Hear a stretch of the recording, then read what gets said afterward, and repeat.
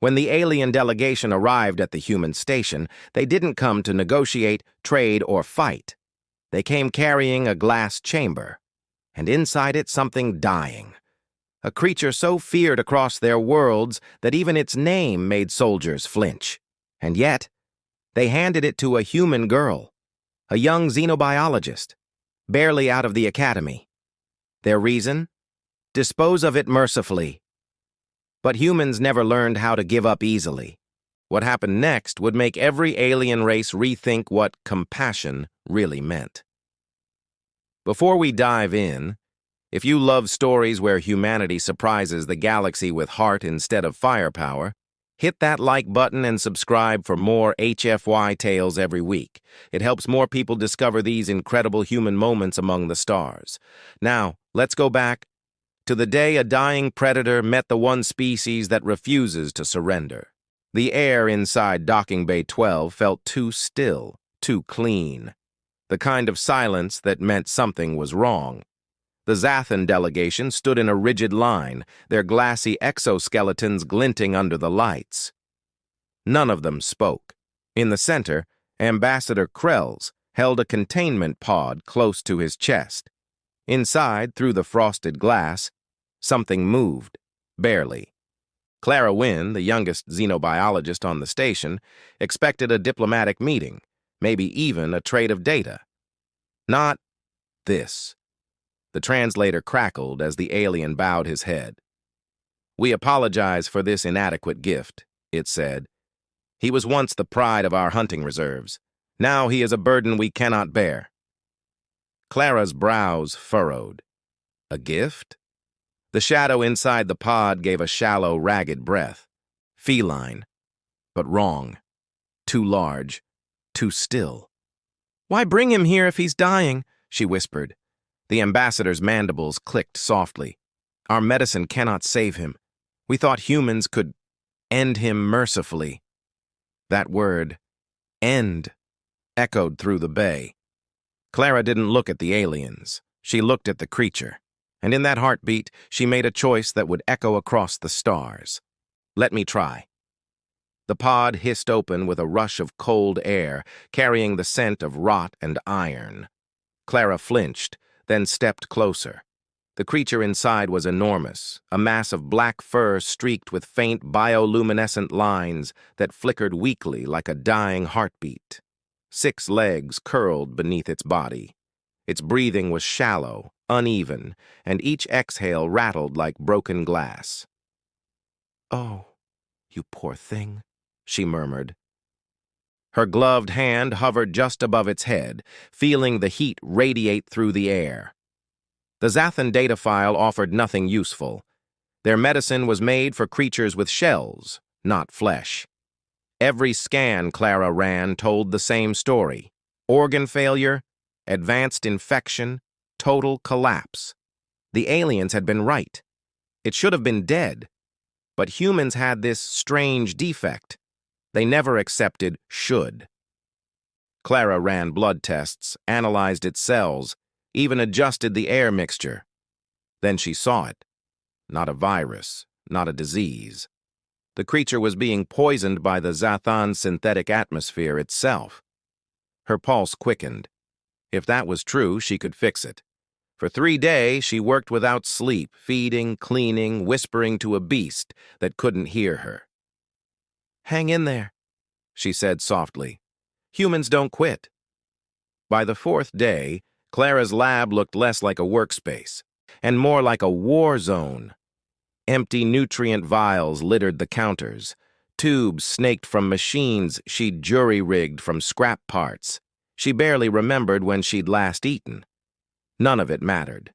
Every hour, she checked the creature's vitals. Every hour, she adjusted something: temperature, pressure, oxygen mix. When exhaustion hit, she'd rest her head beside him, murmuring, "You're not done yet?" To the Zathan, this made no sense. Their logic was cold, procedural.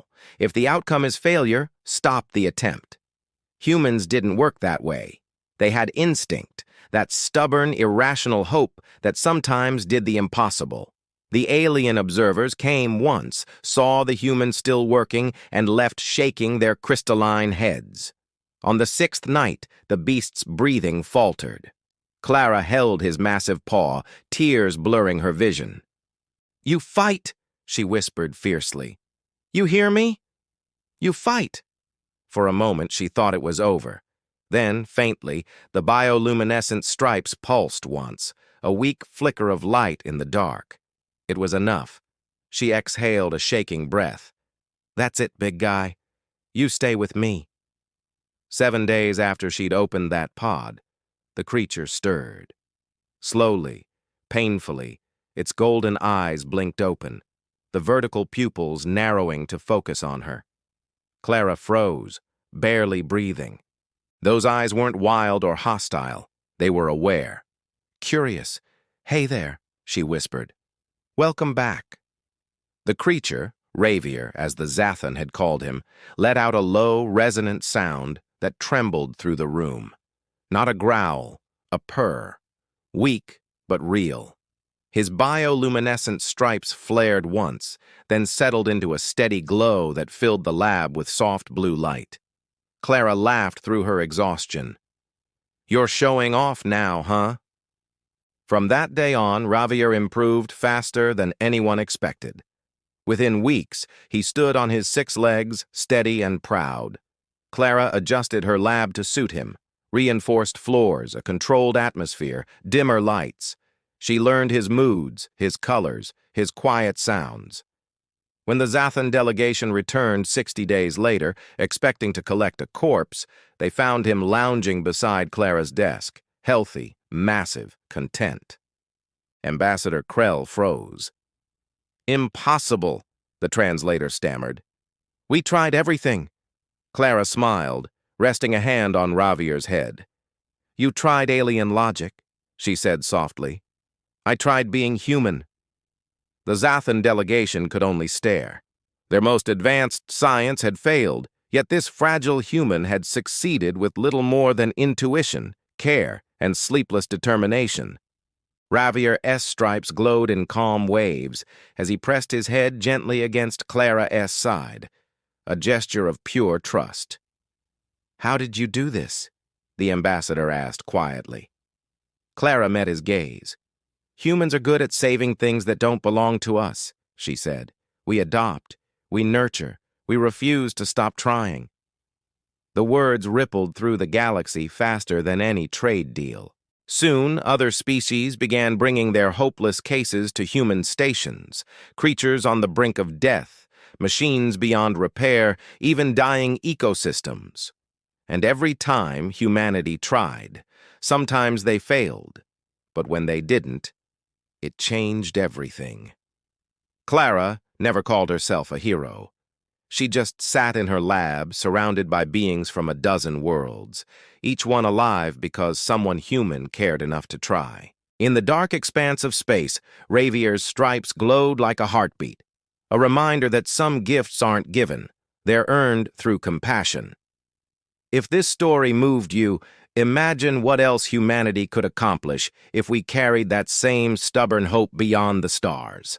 Don't forget to like, subscribe, and share this tale with someone who still believes in the impossible. Because sometimes all it takes is one human and one act of kindness to change the entire galaxy.